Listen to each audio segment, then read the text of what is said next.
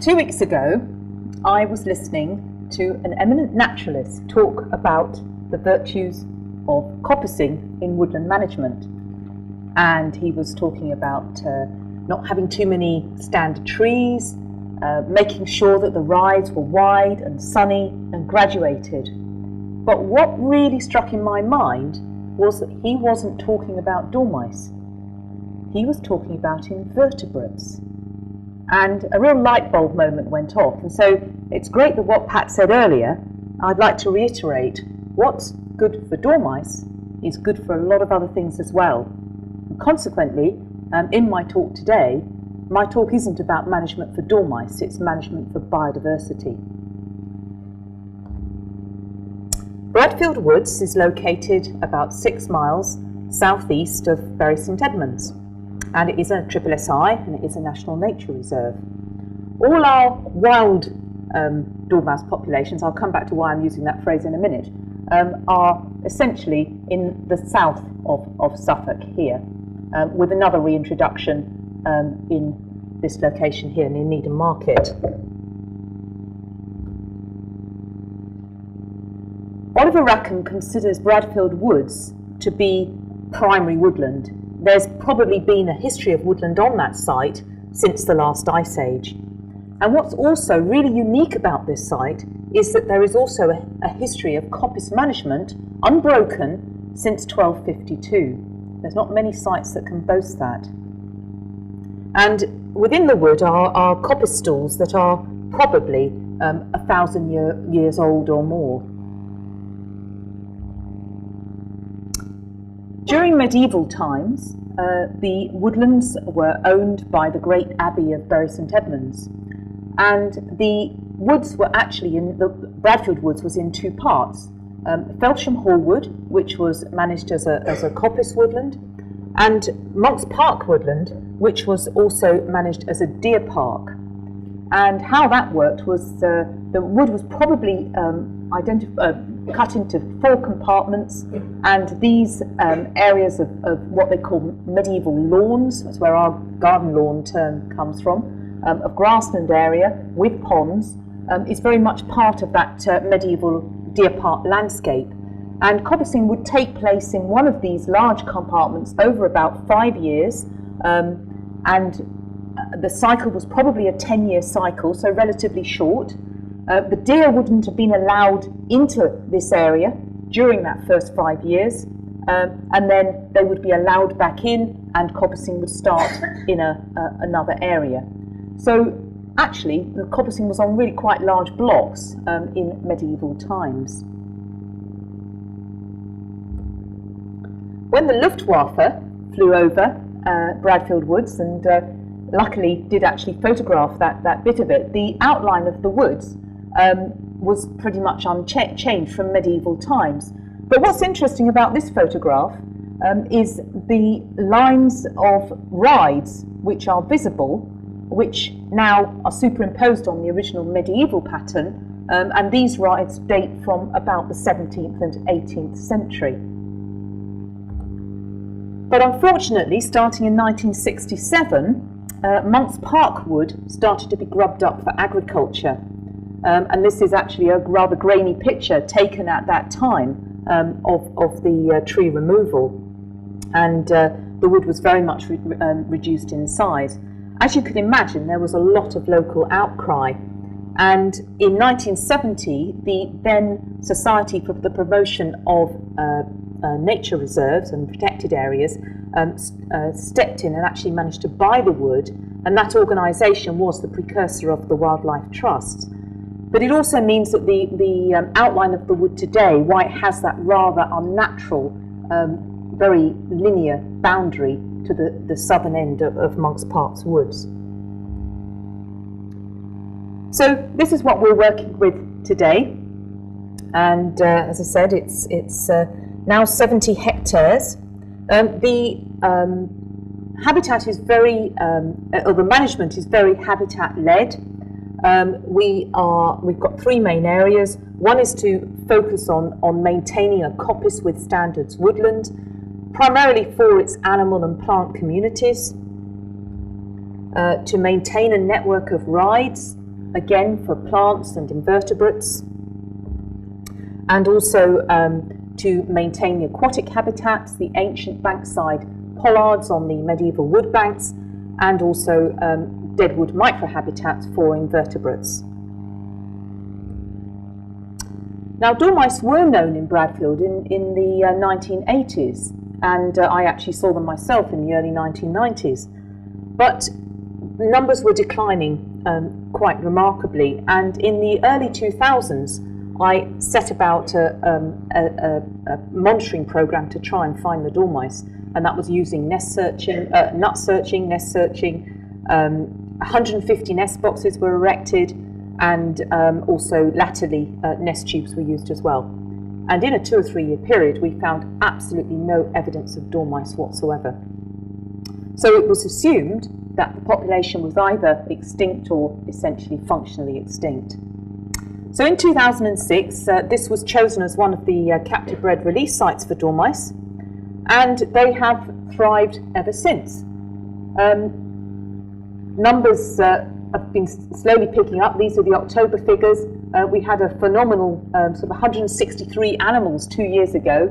Last year they took a bit of a nosedive, although because I plotted October data, it actually looks worse than it is. In fact, we did in September have 60 animals, so it's not quite such a big dip.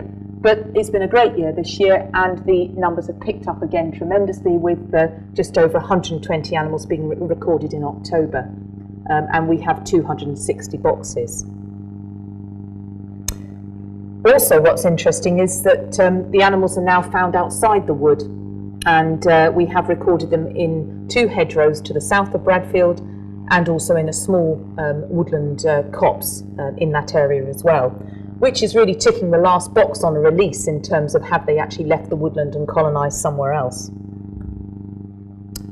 The management is going to be driven very much by the seasons, and coppicing is winter work, taking place of November, January and February, and also desilting ponds at that time and scalloping ride edges, whereas in the summer the management switches much more to ride management. No talk about Bradfield Woods would be complete without mentioning Pete Fordham, who is the very long time site manager and site warden of Bradfield Woods. He's been there 30 years. He's reputed to know each coppice stall individually, and he has a passion for the woods, which is wonderful. And when he went to visit the Queen to accept his MBE, he was wearing a wooden tie. So in terms of our coppicing regime, we coppice on average 2 1-hectare plots a year, and these are moved around, obviously in different areas of the wood, trying to keep away from each other to try and maximise the aid structure mosaic across the wood. And what we're also aiming for is about 15% canopy cover of the standard trees, which are mostly oak, but there is occasionally an ash or birch or alder that might be selected. Once the light gets back into a coppice area and coppice regrowth starts again, then it really reveals the rich diversity of plant species, and 370 different species of plant have been recorded at Bradfield Woods. And it's particularly renowned for species like herb paris, oxlip, its swathes of bluebells and wood anemones and species like that. As the coppice cycle increases, then you revert much more to a thicket structure. Now this is quite old coppice. We're actually coppicing on a 25-year rotation, but actually early on in the cycle, say at about 5 years, the coppice really becomes impenetrable. And I'm afraid, unlike our first speaker, I'm not so kind to our surveyors. And yes, they do have to go into the impenetrable thickets to check nest boxes, and we find that the dormice actually really do like to be in these dense areas, and I always think that if you can't walk through it, it's actually probably very good for dormice. Obviously, and Roger's picked up on a lot of this, the sort of work that we're doing does have the potential to impact on dormice. If you're going to be coppicing a 1 hectare area, then yes, there will be dormice within that area. And so to take dormice on board, what we've done is write best practice in-house that includes things like making sure that the timing adheres to the best practice guidance that's on the Forestry Commission website, which is if you're in coppice woodland, you don't start coppicing before November. Not to drag brash around when people are starting to create cordwood. Don't just sort of be very careful how you're moving brash around. If you're stacking timber, check underneath. The chances of finding a dormice are pretty slim, but it doesn't take a few seconds just to check. We extract using a mini tractor with a trailer, so to make sure that you're using the same haul routes each time actually minimises the amount of machinery moving around the coppice coop. Moving on to ride management. The rides are particularly important for their invertebrates and their plant species, and we aim to have sunny rides, but also we do some scalloping of ride edges on a slightly shorter coppice rotation, and this is really driven by the need to sort of it's done really where Pete Fordham feels that the rides would benefit from a bit of widing to allow sunlight in. And of course these sorts of habitats actually have really dense brambles along the ride edges, which is fantastic for dormice, and we love having bramble along the edges of the rides, and certainly don't try and remove any of it. The rides are mown on alternate sides on opposite in a 2-rear rotation, so you can see in this picture. This side has been mown this summer, but the other side's been left. The other feature of this particular picture is it shows the crossing over points. And certainly in approximately 100-metre intervals, the canopy is allowed to cross on the rides. And this, of course, is great for dormice. It gives them above-ground crossing points, but it's actually really good for invertebrates as well, because what you're doing is avoiding a wind tunnel, and it means that you're creating a string of sheltered glades that allow a wide range of invertebrates, particularly butterflies, to flourish. And there are 20 different species of butterfly recorded in Bradfield Woods. So this string of beads effect is actually, it's good for dormice, it's good for other things as well. We do have some shady rides, but particularly around the perimeter of the wood, because again, this can create microhabitats for invertebrates, and it's all about diversity. Now, coppicing does create a lot of brash, and one of the things that we do with that is to weave a dead hedge, and this is primarily for the function of keeping deer out of the coppice coop. But creating dead hedges of this quality actually takes a lot of volunteer time, and again, we wouldn't be able to do it without teams of volunteers helping with this sort of work. And the dead hedge lasts for about 2 to 3 years before it gets broken down by the deer. But actually, it can also form a good corridor. When Peter actually is doing the coppicing, he often will leave the hazel trees and branches very close to the ride edge. So if you like, he's kept a corridor along the front of the coppice coop where dormice can still move through that area. And this year, 2 years after coppicing, we've certainly found dormice in this actual habitat here. We recently acquired the last bit of Bradfield Woods, which is the far western end of Monk's Park Wood, which came up for sale in 2010, completing the jigsaw. But this was coppice that hadn't been touched for over 50 years and was really overstood. And in this situation, if you want to reintroduce management, it does actually cause a conundrum because there is very little brash. And it just isn't acceptable in East Anglia, where we have very high deer numbers, to simply strew what brash you have around your coppice stalls in the hope that that will stop deer from browsing them. It certainly won't. And ultimately what would happen is the deer will kill the stalls. So here we've solved the problem by purchasing second-hand Harris fencing from a builder. And we haven't, not with the blocks, just simply the fencing.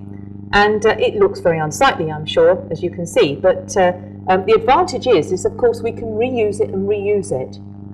And in time, thank you Ian for posing for this one, but it does, the boundaries do grow up again, and as you can see, it really doesn't show up at all. There's just a bit of an edge of the fence here, but it blends in reasonably well within a couple of years or so.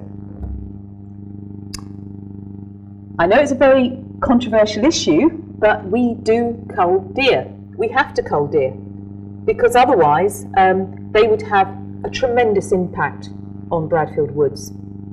And we employ a stalker to do 96 visits a year, and the three main problem species are fallow, roe and muntjac. And to share with you the figures of the number of deer that he's removing, starting from the 1st of April, which was his sort of cycle.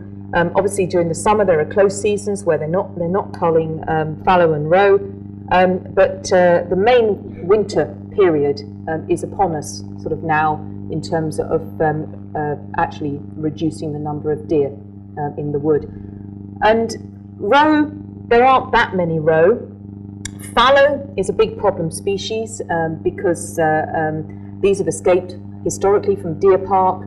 They move over very large distances, and whilst you might only see 1 or 2 animals or up to 5 in a small herd, within a few weeks you could then have 20 animals together, and these can actually cause a huge amount of damage within a short space of time in the wood.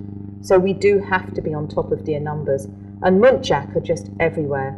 And unfortunately with muntjac is that they browse very, very close to the ground, and whilst you might be in a woodland and looking at the woodland structure and thinking, oh, this isn't too bad, what you're not taking into account is the 1 foot off the ground, which has changed fundamentally by muntjac grazing. And we know that this is having an impact on woodland birds. Work by the BTO has shown a decline in woodland birds that are nesting either on or close to the ground, birds like nightingale and marsh tit.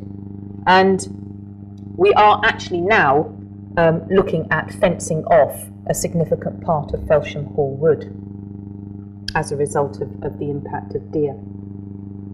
Now, with coppicing, if we're going to be coppicing 2 hectares a year, that's actually going to be generating quite a lot of cordwood, and it actually generates 150 tonnes of wood.